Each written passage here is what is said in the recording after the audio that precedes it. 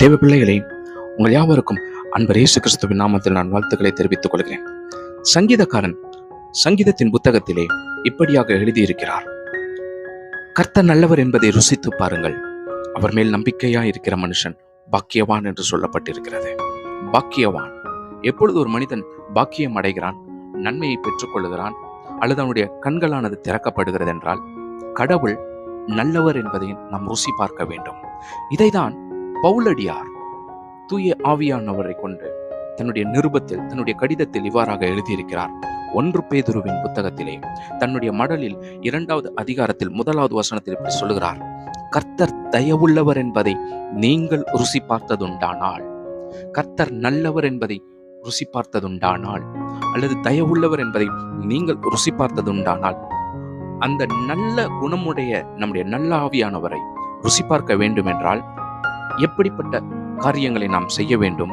இவ்வாறாக கூறுகிறார்: சகல துர்க்குணத்தையும், சகலவித கபடத்தையும், வஞ்சகங்களையும், பொறாமைகளையும், சகலவித புறங்கூறுதலையும் ஒழித்துவிட்டு நீங்கள் வளரும்படி புதிதாய் பிறந்த குழந்தையைப் போல திருவசனமாகிய களங்கமில்லாத ஞானப்பாலின் மேல் வாஞ்சையாயிருங்கள். தேவனுடைய வார்த்தையின் மேல் நாம் வாஞ்சையாய் இருக்கும் பொழுதுதான் தேவனை நாம் ருசி பார்க்க முடியும், நல்லவரை நாம் ருசி பார்க்க முடியும். அந்த நல்லவரை நாம் ருசி பார்க்கும் பொழுது அவரிடத்திலிருந்து நன்மைகளை பெற்றுக்கொள்வோம். அவரை ருசி பார்க்க ஆரம்பிக்கும் பொழுது, வசனத்தை தியானிக்க ஆரம்பிக்கும் பொழுது, முதலாவது நம்மிடத்திலிருந்து துர்க்குணமானது ஒளிந்துவிடும். துர்க்குணம், மற்றவர் மேல் பொறாமை கொள்ளுவது, மற்றவருடைய பொருட்களை அபகரிக்கும் எண்ணங்கள், கொலை, கொள்ளை, இவை எல்லாம் கலந்ததுதான் துர்க்குணம். சகலவித கபடத்தையும், கபடமில்லாமல் வாழுவோம். அதாவது வஞ்சகமாய் பேசி ஒரு மனிதனிடத்திலே காரியங்களை நாம் சாய்த்து கொள்ள முடியாது. அப்படிப்பட்ட காரியத்தை தேவன் வெறுக்கிறார்.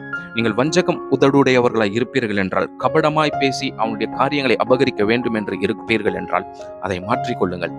சகலவிதமான கபடத்தையும், வஞ்சகங்களையும், பொறாமைகளையும், மற்றவர்கள் மேல் பொறாமை கொள்ளுவது, அவர்கள் நல்லா வாழுகிறார்கள் என்கிற பொறாமைகள், இப்படிப்பட்ட காரியங்கள் எல்லாம் விட்டொழியும் பொழுதுதான் திருவசனமாகிய களங்கமில்லாத ஞானப்பாலை நீங்கள் பெற்றுக்கொண்டு கர்த்தர் நல்லவர் என்பதை ருசி பார்க்க முடியும்.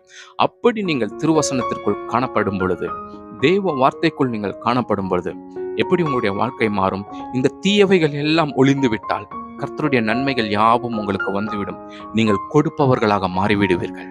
பிறரை பார்க்கும் பொழுது கருணையாய் மாறுவீர்கள், இரக்கம் காட்டுவீர்கள். அவருடைய உபத்திரவத்தை நீங்களும் பங்கெடுத்துக் கொள்ளுவீர்கள். காரணம், உன்னுடைய உபத்திரவத்தை தேவன் பங்கெடுத்திருக்கிறாரே. நன்மையை பெற்றுக்கொள். God bless you.